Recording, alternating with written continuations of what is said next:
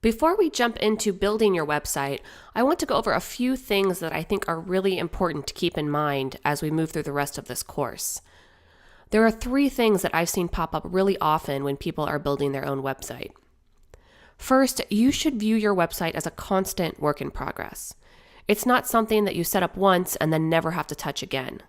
A truly effective website is something that you need to tend to in terms of updates, backups, and content changes.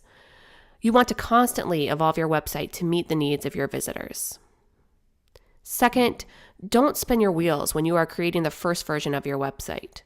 I've seen a lot of people spend months and even years going over and over every little detail a million times. The truth is that your website will never be perfect because it's constantly a work in progress.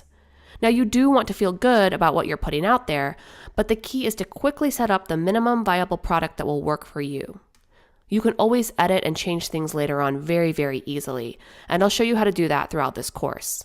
And if you get stuck, don't stop. Email me and I'm happy to help out.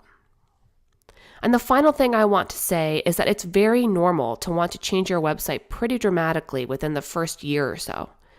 If you're just starting out, you are going to learn a lot very, very quickly.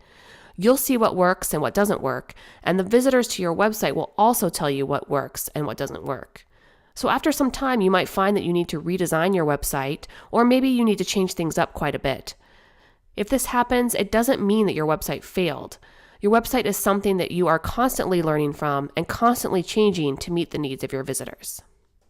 Now we're ready to jump into building your website, and we'll start by downloading the theme that we're using for this tutorial. I'll meet you in the next module.